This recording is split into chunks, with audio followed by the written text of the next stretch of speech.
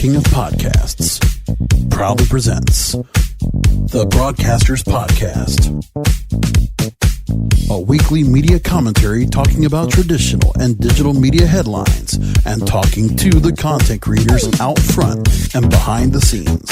Now please welcome your host, a traditional and digital media professional with over 25 years of experience, including the last 15 years in podcasting. Here is the King of Podcasts. Hello, everyone. This is another Broadcasters Podcast. Happy Thanksgiving from yours truly, King of Podcasts. Thanks for listening to the show. I'm doing it a day early than normal because I am going to be celebrating Thanksgiving with the family and be pretty consumed both in the afternoon and the evening, so I won't have much of a chance to go ahead and do that for all of you. But since I had the day off today from work, or tomorrow I'll have the day off from work, I figured let me go ahead and do that. My wrestling podcast just before, which I looked 500 episodes of just a little while ago. And tonight I go ahead and continue with another great episode of the Broadcasters Podcast. I'm coming up on episode 100 coming up on this program very soon.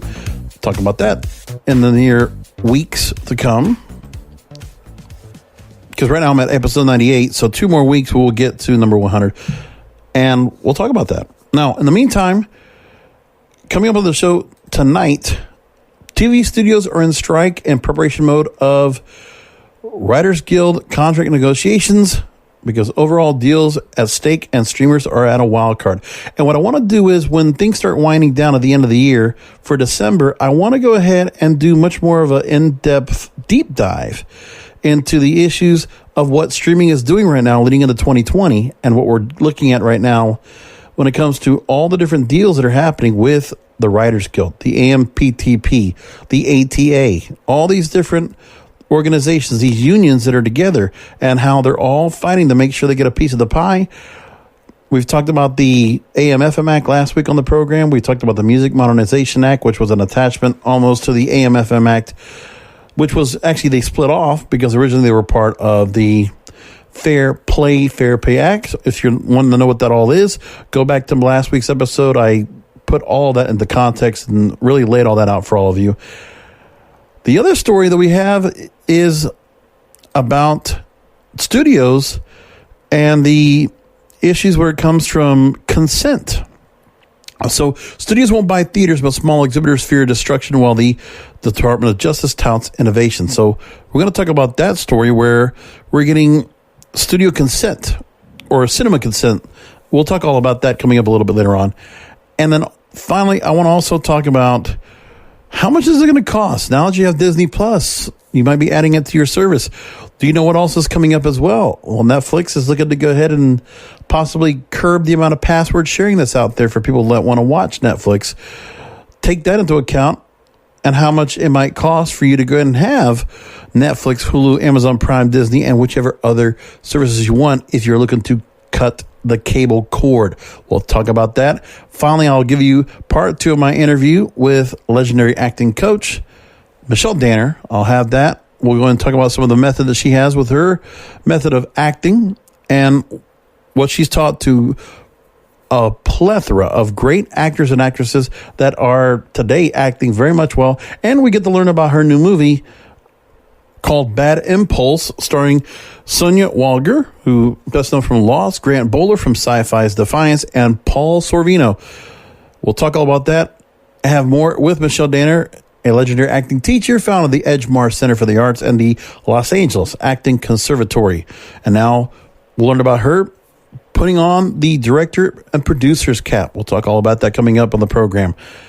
Might be a little bit of a shortened show, but I want to get into what I have, what's available. It is a short week with Thanksgiving. Not much to be said when it comes to, look, there's gossip out there. And when it comes to the media that people are talking about, Gabrielle Union being fired from America's Got Talent for whatever reason. Dwayne Wade is now on Twitter on a tirade about it. Melissa Benoist talking about she was a victim of domestic violence. These are the stories that some of the Hollywood rags are talking about right now. But what I want to talk about are some of the issues that are involving the studios out there. Let's talk about the lead story. Like I mentioned, again, the WGA, ATA, we're now well into a year that we knew about these strikes and all the issues that were going on here. So TV studios are getting ready to be in strike preparation mode because It's time for the contract negotiations with the Writers Guild. And we mentioned there is the deal that the Writers Guild had with the Association of Talent Agents and the deals that are being made in order to put them together, right?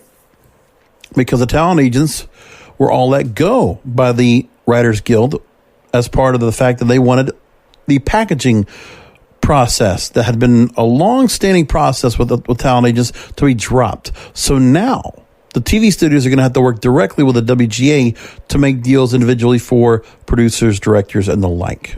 So that's what's happening next. Then we talked about the part of the SAG-AFTRA, that the Screen Actors Guild and the American Federation of Television and Radio Artists will also be in the same way, be in a spot where they're also going to come up with their own strike negotiations. The WGA, the ATA, and other TV studios, all this is coming to a culmination. Would this possibly cause a stoppage on content being created in Hollywood? And what content will be taken away? And with all the different outlets of content being able to be produced and presented, when you have Hulu, Amazon, Netflix, Disney Plus, and everybody else that's out there, all the networks, all the cable networks, what are they going to do to supply content? What is going to be done here? Because we haven't had a strike like this in decades, and I don't even know what this is going to be like. Now, we've seen strikes before where they have, shortened TV seasons, and we've had, certain stoppages. But this is big, and I don't know what happens next, but this is a major problem. We're going to talk about that. Here's what the story is from Nelly Andreeva, Deadline.com. With the end of the WGA's current film and TV contract with the AMPTP only 5 months away, no talks on the horizon, the TV studios are starting to prepare for a potential strike. If you want to know, I talked about the AMPTP issue a few weeks ago here on the program, so keep that in mind as well. That was another thing that was coming up that everybody needed to be worried about. And I mentioned that. If you don't know what the AMPTP is, again, let me rephrase. They are the Alliance of Motion Picture and Television Producers. So here's what's going on with the story now. It has become standard procedure for the major TV companies to make arrangements for a possible work stoppage every time the Writers Guild contract nears an end and there are major issues on the table. But this is the big problem, and this is where every strike-related issue in Hollywood is happening right now. It's digital streaming, because they need to be able to get their cut. Royalties. This is an issue that we saw with royalties right now for what was happening of revenues and royalties. It's all what it is about for the content creators. I understand that, and it does make sense for them to be able to do something. They need to do something about it because it's important to them.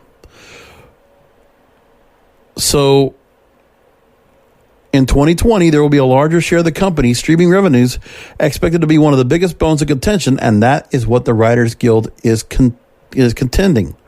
They are in contention with that because they want to be able to get their proper royalties and revenues for whatever is being done by the streaming revenue services, because they need to make sure they get their take, because they already had a deal long in place with the networks and the cable outlets.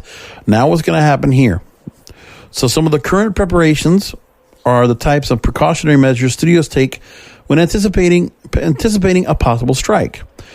Now, Craig Mazin, a writer, summed it up in this week's edition of his podcast with John August, who is with the Writers Guild's negotiating committee for the contract talks. And here's what he says. Mazin said, quote, predictably, what they do when they think there's going to be a strike, they're going to hire a lot of people, rush, and set dates for delivery before the termination of the agreements. And if there is a strike, there is. And if there isn't, then they'll deal with that backlog, like when they did when we almost struck in 2014. But again, streaming was not a factor. Now it is. Now, TV studios have been making extra scripts for their ongoing series when they can, where they can. That would keep a series in production in case of a writer's strike, and if a stoppage is short, the show may stay in continuous production. Stockpiling scripts also helps the studios anticipating a prolonged strike, like the one in 2007-2008, which lasted 100 days, shut down production. They can gear up faster at the end of the strike if they have finished scripts. Now, in the last 5 years, limited series are now very popular by streamers' appetite for the format. And some studios have ramped up development for limited series whose model involves having the scripts written and ready before getting a green light. This model involves having the scripts written ready. Like I said, it would allow studios to have more limited series in production to make up for any ongoing series that would need to shut down in case of a lengthy strike. So with that said, short form series like we see like BBC shows, more of your 6 to 10 episode variety series, we might start seeing a lot of new series coming in short form, a lot of miniseries. We're going to see that instead of seeing some of our tried and true shows. Now, this is a good move by the studios to make sure they have content. So if they're already getting it into the mix, then they'll already have the writers already in place. So any other new deals cannot be made after the fact, but at least they'll have this. Let's talk about the 2007-2008 strike. Let's move along. We're now in an overall deal peak, the likes which we have not seen. Fueled by deep-pocketed streamers, there has been an unprecedented arms race for talent, with top showrunners commanding 10-figure overall deals. Now, this writer reports that TV studios are currently examining their financials and running business projections of what a strike could cost them. As part of the evaluation process, they are also looking at their overall deal roster. If there is a work stoppage, there likely will be another purge of pacts, right?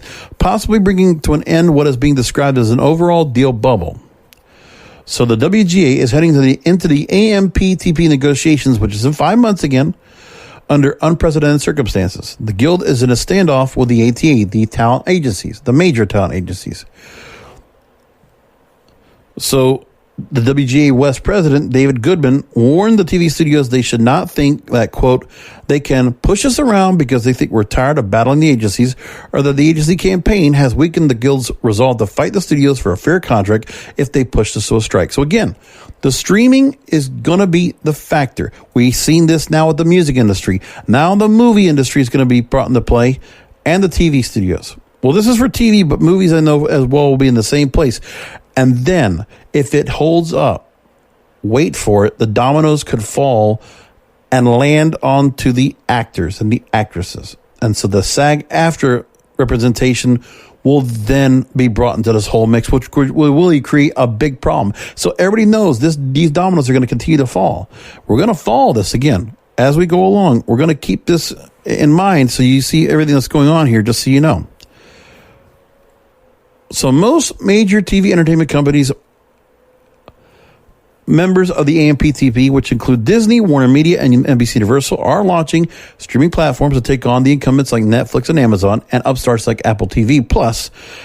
As part of established entertainment conglomerates, Disney Plus, HBO Max, Peacock, and Disney-controlled Hulu will be impacted by a possible work stoppage, while their counterparts may not be. So that's another thing to keep in mind. You're going to have some companies, because of their deals in the strike, they're going to be directly affected by it. So some of these companies that are starting up new streams, they're not going to be able to supply new content. They're going to have to live off the legacy content, and that's going to cause a cost problem for them. That's going to cut their revenue and their profits. Now, through companies like Netflix and Apple have to adhere to the MBA. MBA is a minimum basic agreement, the collective bargaining agreement that covers the benefits, rights, and protections for most of the work done by WGA members. So that's what they're talking about here with the MBA. If they want to use Guild riders, these companies are not represented in the AMPTP negotiations. These companies understand that if they push this to a strike, the threat that Netflix or another company would make an interim deal and can keep producing new product is very real. So again, the old guard, the Netflix and the Amazons of the world, could absolutely continue to go ahead and work deals separate of the unions and work their own separate deals without having to go and work through other big entities waiting for a negotiation to be made. So Netflix, mostly an observer the last time, could play a key role in the contract negotiations. Now, they announced themselves the union negotiations seen this past summer when it cut its own film and TV contract with SAG-AFTRA. Netflix may shake up the status quo in a major way if the company bypasses AMPTP and makes a deal right directly passed the Alliance of Motion Picture Producers and motion picture television producers, and motion picture and television producers. That's right. They might go right to the writers. So they might have said, you know what, your union, the producers, we're going to go over your heads. We're going to go right to the writers. We're going to work with them. They'll produce their content with us. Work with our producers. So they could go over that and really do that. So a work stoppage is not inevitable, but the writers need to get the message to the studios. And Mason comes back and says, quote, regardless of what is true or real, everyone that employs us is convinced there's going to be a strike. They're going to be acting accordingly. So if we want them to stop acting like that, I suppose we could do something. Well, they better do something. Again, this is going along. We talked about this around this time last year. The WGA and ATA were going to get to a strike. Nothing was done. April, we started the strike. We are now going into 8th month.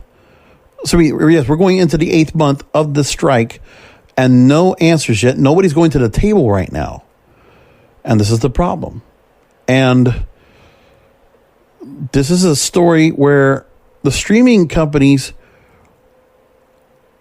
are going to have they're going to have to understand they're going to need content as well. And I think that what's going to happen is we're going to eventually have to see where Netflix and the other streamers are going to have to come in, offer a deal, and then let negotiations fly between all these different alliances and unions. They're all going to have to get themselves together. All the people that are union types, they're all going to have to get their shit together and be able to negotiate something. I don't know where the talent agents stay. And that's the problem. The Association of Talent Agents are being affected right now. The Alliance of Motion Picture and Television Producers are being affected right now. Could they be non-factors in any deals going forward? Could they be at a point where, they're representing the studios, representing, the production companies, the agencies are being represented. So basically, you're seeing the middleman, that middle managing factor, getting their take of things. Well, we're in a digital age right now. We can go with our content other places and other streaming outlets right now. We're seeing like Netflix, they're willing to play ball with us without having to work with you guys. So the Netflixes, while they are going to offer more money to these people, they're making it hard because they're going to make it where everybody has to worry about who's going to get left out when nobody wants to get left out. They're not Hollywood cannot afford that. Well, Hollywood not allow that, excuse me. What more like that? And that's a big problem there. Okay, we'll leave it at that. We'll keep an eye on it. But again, I'm going to look at trying to put some stuff together so we can talk about the whole digital picture and try to really encompass it. I'll figure out how we're going to go and do that. Maybe I'll try to bring on a guest to help put that together and see if I can do something with that. But I'll let you know what I'm going to do coming up. But I think I got a couple ideas. I'll see what I can do to record something in December so we can get that there. And we'll have that. Maybe we'll just have multiple interviews to run during December. Once I get to Brant Pinvidic, whose book I just finished, by the way, The 3-Minute Rule. Take a look for it. You can see it over on the website, broadcasterspodcast.com. And I had an interview with Ann Liguori, the legendary sportscaster. That's all coming up in December, so I might have additional interviews to play for you in December leading up to it. But we'll keep an eye on what's going on with it. I'll let you know all about that. Back to the story about the streamers. Well, before you sign up for Disney Plus, you can use a calendar now to add up the true cost of your streaming services. This is from Jessica Marmor-Shaw, MarketWatch.com. So remember the pricing. Netflix for $12.99 a year. Disney Plus for $70. Hulu with no ads for $11.99. And then add on HBO for $14.99. Wait, how much is this all costing? So let's look at how many these are all streaming for you, okay? And so this is the idea. If we're choosing all the streaming services available, okay, so right now, if I had to look at what I'm having to pay for, Netflix, I'm going to say Amazon Prime I have, and I have Disney Plus. So here's the thing. At the moment, the calculator says my lifetime subscription cost, adjusted for inflation, would be $25,343. Now, the current cable bill is $200. Compared to the lifetime cable cost, $202,000. So still quite a bit. Lifetime is for 50 years, but that's basically the idea. Where you're asking yourself, how much is it going to actually? Let's do a lifetime. Let's just do it in 1 year.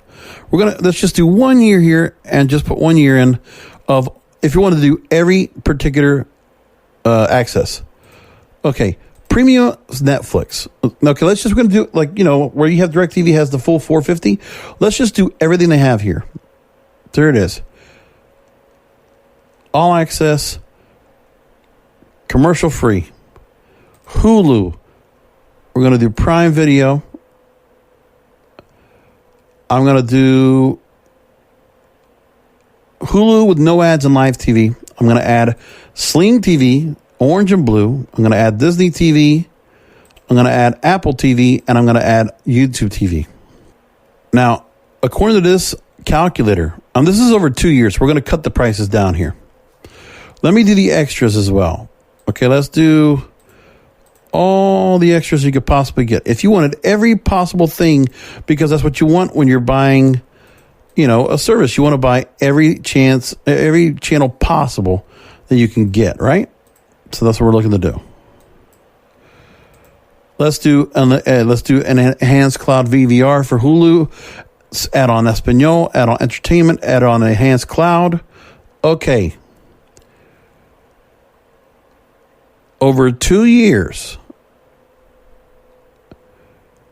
basically, it's going to add per year $4,300. So take it to 12 months. What is that? $350? So much money. That's a lot. And it's crazy how much people are taking it. And then MarketWatch asked in a survey, there's so many streaming options, how many are you going to pay for? 58% out of 3,200 votes said they would only take one or two pay options. 20% said 3 or 4. 19% said 0. And 5 or more said 3%. What has to happen is we have to get some bulk deals coming into play. I think the cell phone companies need to be the ones that intervene. And I don't know how they're going to do it, but they're already doing that right now by offering free services as part of their plans. So I know that for my plan, I got Disney Plus as a result of Verizon. I believe Netflix is available through T-Mobile. There's things like that are happening where they're just, it's another tack on to get the deals they can. And that's what they have to do. Interesting story. I thought it was really actually good. Now, one more thing when it comes to the studios. And I meant to mention about this. The Paramount Consent Decrees. So no studios won't buy theaters, but small exhibitors fear destruction while DOJ touts innovation. What does this mean? Well, there's a good chance that a lot of these smaller theaters are going to be up shit creek because they're not going to be able to go ahead and sustain taking some of the big box office movies that they might be able to get in a theater to help sustain foreign films or other independent features that they would normally try to run at a theater. So they would have to be creative. And some of the theaters that are smaller and boutique might not be able to hold on because if they're independent chains, they won't have a chance to hold on like the Regals or the AMCs of the world. So anyway, story from Indiewire.com. They mentioned that life after the Paramount Consent Decrees could bring significant change, or it could be business as usual. But it's now for distributors and theaters to figure out. So what happened is, on November 18th, the Department of Justice announced that it began the process to end the Paramount Consent Decrees. It was an agreement from 1948 that blocked monopolistic studio practices, including owning theaters. In some regards, it's a move that could amount to a shrug. All studios want the option of shorter theatrical windows, but enough to spend hundreds of millions of buying and operating an aging business model? No. So the reasons it matters to the film industry and the Department of Justice aren't based on what will happen. It's all about what's now possible. So now, the review of the decrees occurred in August 2018, but it allowed 60 days for public comment. 77 organizations posted their comments, including the National Organization of Theater Owners and the Writers Guild of America West. But then the majority of comments came from smaller concerns, including many drive-in theaters, family-owned chains, convinced that studios would immediately move to open their own theater chains. Others discussed their anxiety over blocking booking practices or losing what was the Independent Cinema Alliance called the decrees civilizing influence. So now, there are uncertainties that would be as a result of this. The agency isn't picking on Hollywood. This move comes out of an initiative announced in April 2018 where the Antitrust Division said it would end some 1,300 legacy decrees that, according to the DOJ antitrust head Makan Del Rahim, only serve to, quote, clog court dockets, create unnecessary uncertainty for businesses, or in some cases may actually elicit anti-competitive market conditions. So the decrees, according to Del Rahim, say they no longer serve their interests because the horizontal conspiracy, the original violation, animating the decrees has been stopped. The division finds the consent decrees no longer meet consumer interests. We cannot pretend the business of film distribution exhibition remains the same as it was 80 years ago. So they were talking about that because of the issues of the long dead RKO, Republic Studios, and Disney also having the same kind of influence as well. So there's no idea about the assessing potential impact. Maybe it won't change anything, or once the decrees are removed, there's no longer a specific legal impediment against who owns theaters or block booking or circuit dealing. It will inspire changes and innovations that will meet consumer interests. So what it means, small theaters will find it impossible to get big movies. Small distributors will lose access to big chains. Studios might try to push their weight and force chains to accept movies with a 60-day theatrical window. Studios will be so aggressive and greedy that it will inspire a flurry of lawsuits. So that's what we're talking about. The smaller theater owners might be affected. They might get shut down. They might go out of business because, again, read what I just said right there. Small theaters will find it impossible to get big movies. Small distributors will lose access to big chains. Just keep that in mind. We'll follow that as well. Again, these are a lot of things that are being into point. And the movie theaters that have this kind of problem, when they're having to deal with the Netflixes of the world, is a big problem. Tell you what. And we're going to leave it there.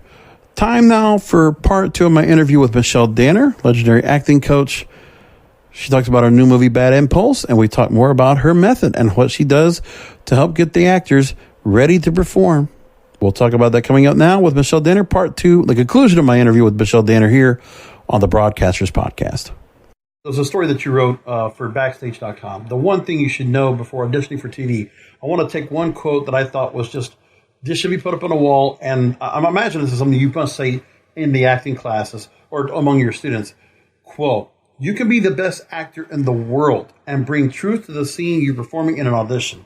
But if you don't understand the material you're playing, and if you don't enter the specific world the story is set in, you'll be at a loss and do yourself a disservice, end quote. Now, whether there are many character actors doing very well on camera, and I mean, I can't ever pick who they are, but I can tell you that there are certain people I know I love, and if they're in it, I'm usually going to catch whichever movie or whichever featured TV show, whatever it might be they're in, something on Netflix, whatever it might be. But here's my question. I feel like there's a lack of star power that can really draw the box office, that will really get people, mass audiences come in to watch, or to get Oscar considerations, consistently. Because we used to see people that would always get a new movie out, and that would be an instant Oscar consideration. We don't see the Meryl Streeps or the Jack Nicholsons or the types like that anymore. So what say you about that? About this lack of star power? Because I don't think there's enough stars that are bankable box office, that the people that will go ahead and draw people to come to the movies to see them just for the one star on the marquee, that star.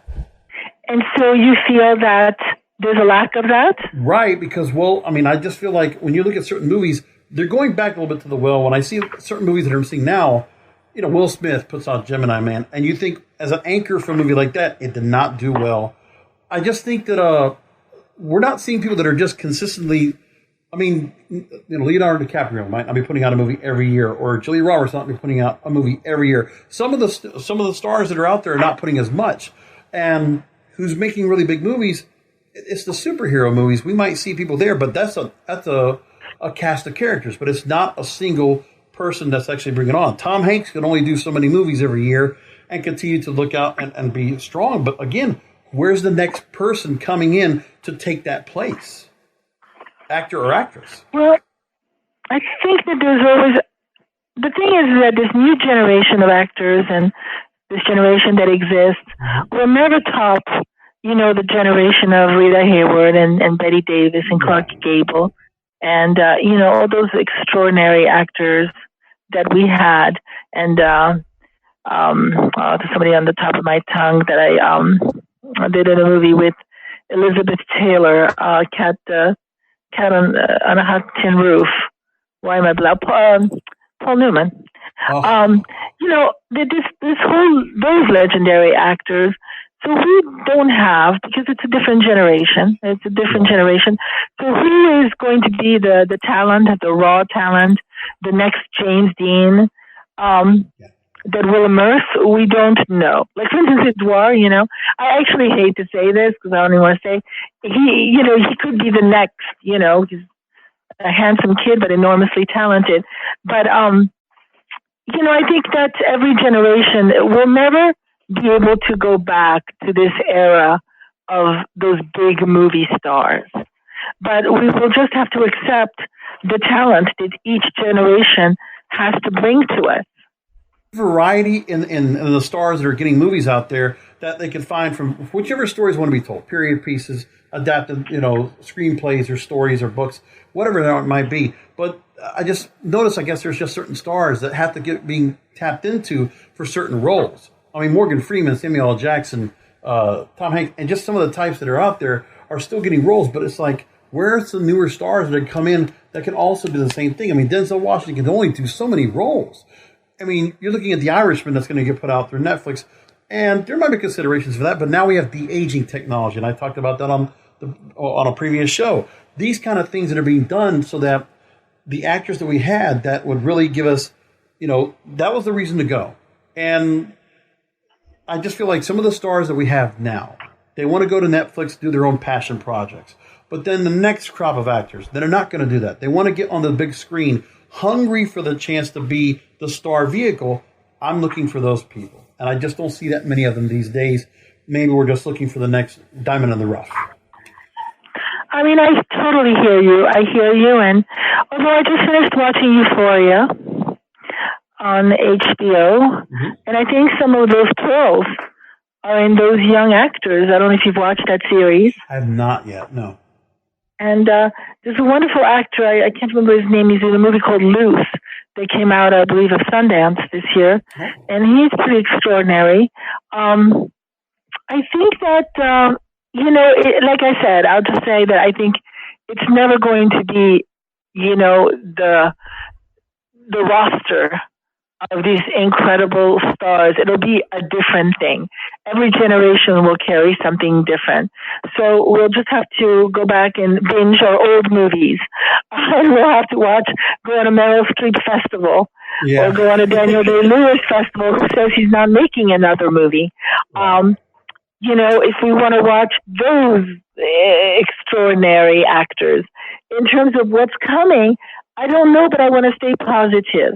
That especially because, this is the golden age of television shows, as we know. Right. Not television, because when I think of television, I think of reality shows. But when I think of, television shows, I think of all this, I think of Ozark and Handmaid's Tale and The Bodyguard and all these great shows that not only are happening in the United States, but all over the world. Oh, in the UK, they're just letting them out, like just in droves. They're so great. Yeah, and when you were thinking of TV shows before, like 10 years ago, you didn't think of good writing. You thought of mediocre writing. And now everybody's rallied together, and all these, strong writers and these, very well-known actors, these stars, are doing television shows. Everybody has got one. And that was before that's before the streaming services really became big, because we saw who was coming in and, big stars that said, I can do a TV show once the episode counts started becoming shortened down to 10 and 13 episodes. Absolutely. Yeah, everybody, studied the formula on how to do a TV show, and some are better than others. Some are absolutely brilliant. But I think that this new generation, this new roster of actors will come down the pikes, and they will impress us tremendously. And don't get me wrong, wonderful actors out there. I'm going to talk about one right now. So first of all, I want to bring up Josh Pais. And I don't know if I said that name right or wrong, but I've seen him in so many movies. So he's with Rounders, Scream 3, Ray Donovan, one of my favorite shows. I love that show. He plays Arthur Fleck's boss in the new Joker movie. I don't know if you had a chance to see that yet. Have you seen it? I have seen the Joker. What's the name of the actor? Josh Pais, Pais. Uh-huh. You can't miss the face. When you see him, he's just a prick on camera. He's so good at it. He's a heel. And I think he does a great job in everything he does. Well, he played Arthur Fleck's boss in the movie Joker, which I saw as well. I don't know about you. I think it might have been the best movie of the year. Joaquin Phoenix as a method actor. First of all, talk to me. What do you think about him being able to consume that role? A movie that you think some people at first glance, this is a superhero villain. But this movie had so much heart and so much emotion, and you really felt, so many different things about the character. But then you got to see the rage and the complete transformation of this character from silence to rage. Well, I think Joaquin Phoenix, will win an Oscar for this performance. Yeah, it should really be the actor that did Rocket Man that should win it. Oh, Edgerton. Yeah. Had it not been for this performance, I think he will walk away with the Oscar. I don't think there's going to be anything else that's going to top this performance. Yeah, because the problem is it was too early in the year, too. And then you have Rami Malek winning last year, and yeah, it would be kind of just a repeat. I could totally see that. But I did enjoy Rocket Man. I think that this is the performance that's going to win. I may be wrong, I'm not always right, but I think after having seen it, what he brought to it on so many levels is... I don't even know how to describe it. I mean, we know that Joaquin Phoenix is someone that goes deep into his psyche. Yep. And he delivered big time. In terms of the actor Josh Pais, he's a wonderful actor. He's a great actor. And I want to ask about this real quick because here's where I brought him up. Now, as he was doing the movie Joker, Joaquin Phoenix told him, and this is what he was quoted by a Hollywood Reporter. He says, "I loved your tape. I just want to make sure you're not an asshole because one person on set can really ruin the whole vibe of the thing." Joaquin told Todd Phillips, the director, "I don't care who you cast. Just make sure everybody is a really good actor and no assholes." End quote. So I guess I passed the test, Josh says. Now, you teach the art of method acting. So talk to me about the importance of actors contributing to the vibe of the set as much as the delivery of the script. Well, I think it's everything. To act is to, open up your soul. It takes a lot of courage to act. And if you're on set and you're doing a scene with an asshole, with somebody who's not generous, right, somebody who's not kind, somebody who brings their fear and their tension to the work, and makes people shut down, and it creates tension on the set. Yeah. And tension is not conducive to doing your best work. Unfortunately, as we know, there's a lot of assholes in this world, and there's a lot of them in showbiz. So as much as possible, the people that are putting it together, director, producers, right now we're putting together a group of people that are going to collaborate and become a family for a certain amount of time. You want to, find the best energies that you can find. There's a lot of actors out there. There may not be, like you said, a lot of, great stars, right, but there are a lot of actors. And if people start to consistently get a reputation that they're difficult to work with, then it's gonna get around. It'll catch up with those people. And it's not just about, professional things like being on time and, because I know actors that are on time and are very well prepared, but they have a certain energy and they make other people not feel good about themselves. And it's not right. It's the most ungenerous thing that you can do. But not only the people that are in front of the camera, not only the actors, but the crew. Everybody that's, it takes a lot of people to make a movie or a show. And And so there are people that are behind the camera that also deserve that respect and that consideration. So, listen, I've worked with lots of actors, some really wonderful, wonderful ones, and that I always call, I have them on my speed dial. And then there's some other actors that I will not work with again, even though they're very good actors. Exactly. And for me, I can just think of the fact of, I don't know why I'm thinking about it, but when I think about that, I think, first of all, when it comes to actors, I feel like Christian Bale has gotten a little bit of that bad rap because they released that clip of him on the set of Terminator just ripping at a lighting director for a part. And then I think of Tommy Wiseau, the guy that was the influence for the movie The Disaster Artist that James Franco portrayed so well. What a crazy movie. I just think about that there are certain people that just will take the life out of what could be a really great movie, and that's where the right directors, the right people that are going to be there to keep that momentum up, and really you can tell when people just have a good project that comes out there. Like for me, every time I see a Clint Eastwood movie directed by him, you can just tell. I always hear everybody has fun on the set, they have a good time, it's relaxed, everybody just knows what they're doing, and those movies just come out so well every time, and it just amazes me. I'm looking forward to Richard Jewell. I think that's going to be another great movie. Once a year, he gives us a classic, and I think he just does great work. Now, The Guardian. I wanted to go into another subject. The Guardian recently wrote about this, quote, "Safe sex on set, the rise of intimacy coaches. In the wake of Me Too, scenes are being choreographed like fights or dances to set boundaries for actors. They state that the film and TV industries have been increasingly agonizing over people being groped in the workplace when consensual groping is part of the job in the last few years. And now it's rising to the new job is being set on the sets, that of the intimacy coordinator. Have you had to include addressing issues that the hashtag MeToo movement and similar social cultural subjects, have you had to deal with that right now where students might need to deal with how they behave on a set and how they might have to coordinate and work with an intimacy coordinator or with actors and actresses that are very sensitive to certain things? I have never had to broach any of this. It is a sensitive issue. I've had some nude scenes. There's nudity clauses that get talked about and signed way before the shoot. I always try to create, for me, when I'm directing, a safe environment for actors. So, I don't have, I haven't had any bad experiences, only good experiences where everybody's very respectful, and especially when you're doing something that, is very delicate like that. So thankfully, I've only had, some good stories to tell. That's good. That's good to know. Now, I want to go and ask another thing. Forbes.com, they wrote an article titled "Superhero Movies Rule Hollywood Because We Ignore Everything Else." And I'm always really against what's going on here. But they wrote, quote, "Hollywood spent too much time and money on globally friendly 4-quadrant fantasy franchise blockbusters to the detriment of everything else.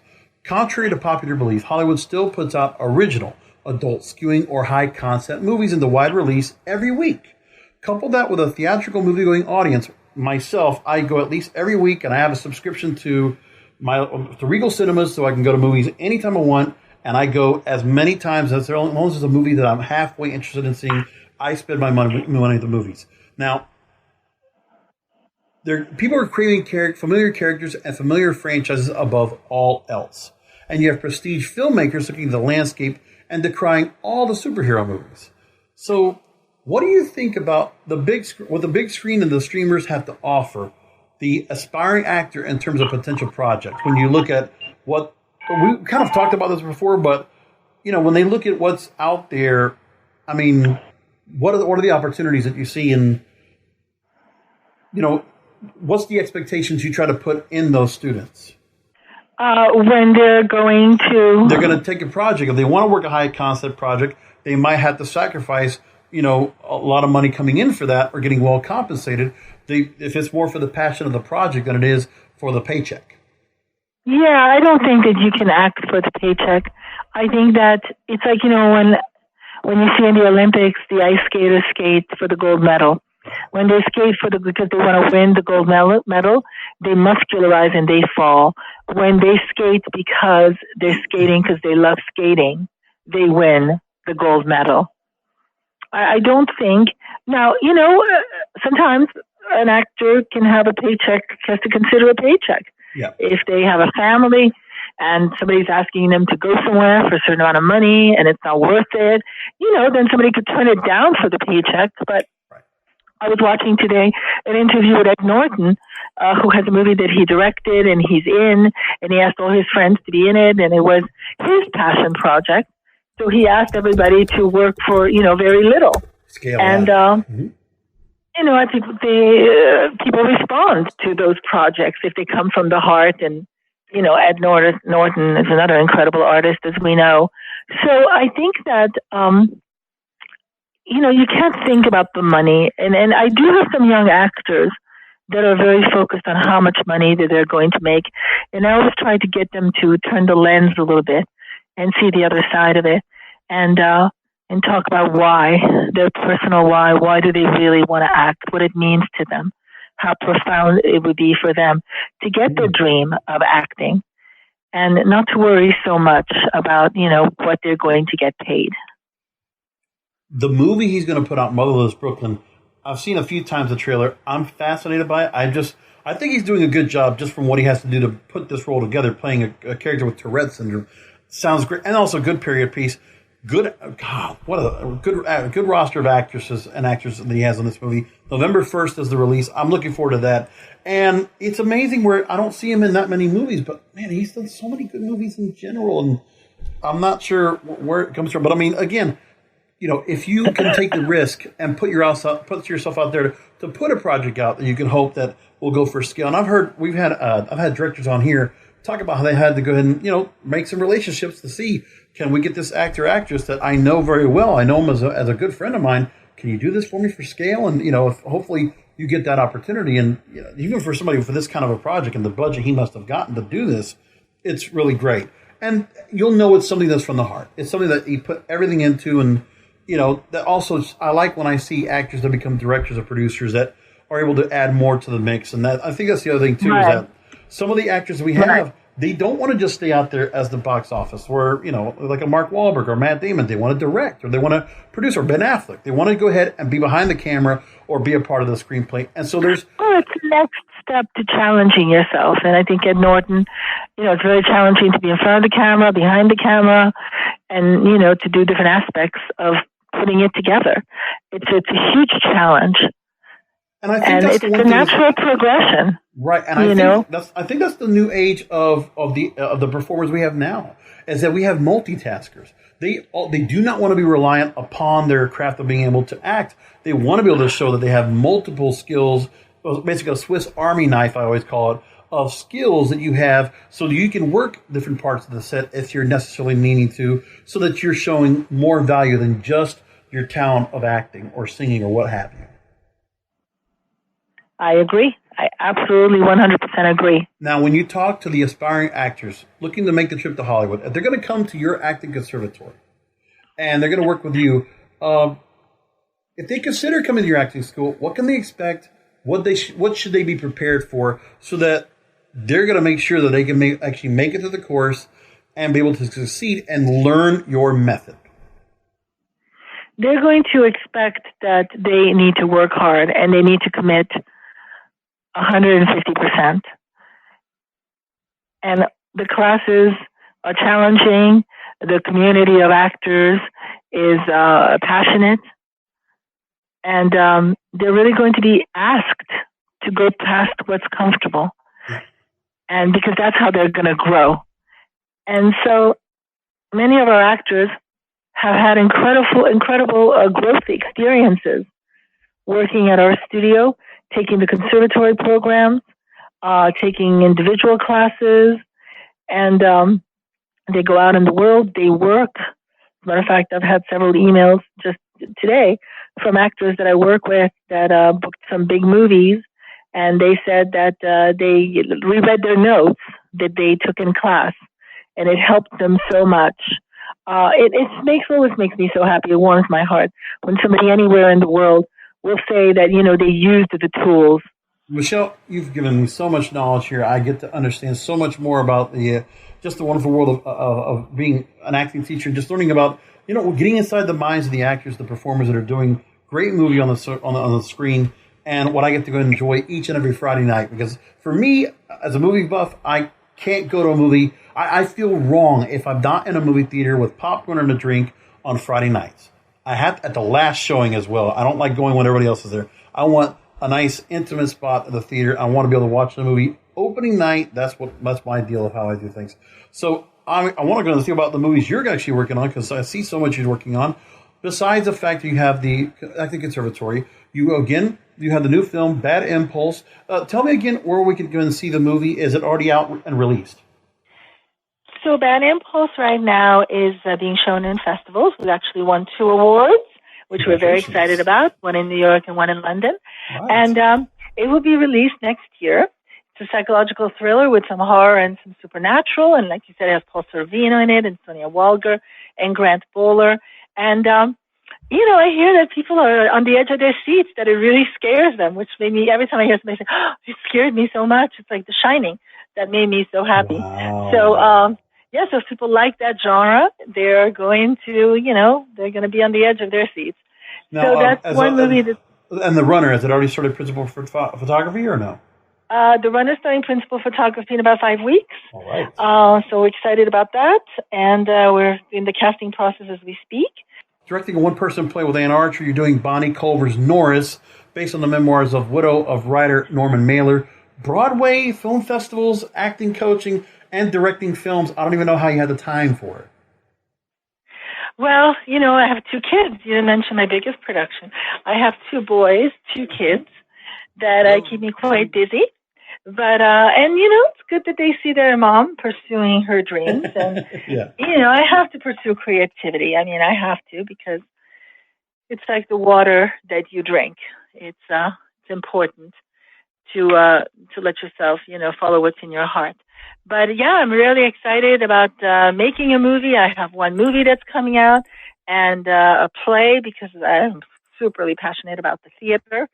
So yeah, it's all good. It's all good. I was talking to a friend today, and she said, "Oh my God, don't you get overwhelmed?" And I'm like, well, yeah, of course, we all get overwhelmed. But just put one foot in front of the other, and one day at a time, and it all comes together. Fantastic. Michelle Danner, again, thank you so much for being on the Broadcasters Podcast. I'm really, really grateful to go and have you join us on. And I see also for everyone, so everything we're looking to find out what you're working on and to find more about what you're working on and what you're doing, MichelleDanner.com. Again, 2 L's and DANNER.com. Michelle, thank you again for being on. I'm so happy to have you on. That was great questions. Thank you so much. My pleasure. Great stuff there with Michelle Danner. She has her website, MichelleDanner.com, DANNER, and make sure to go and check out Bad Impulse, coming to theater soon. Hopefully we'll see what happens with that and see how it does. In the meantime, we'll leave it there. Happy Thanksgiving, everybody. Happy Black Friday. Enjoy yourself. Enjoy the shopping. All that good stuff. I hope all of you have a great weekend, a great holiday weekend. The holidays are here. So much to be good and thankful for. I'm very thankful to have all of you listening to the Broadcasters Podcast. And remember, till next week, content is king, and the control of your content is in your hands. Thank you for listening to the Broadcasters Podcast, presented by BroadcastersPodcast.com and KingofPodcasts.com. The Broadcasters Podcast is brought to you by KingofPodcasts.com/Amazon. If Amazon is good enough for the King of Podcasts, it most certainly is good for you. KingofPodcasts.com/Amazon. And don't forget to check out the King of Podcasts wrestling program. The Wrestling is Real podcast, exclusively at KingofPodcasts.com.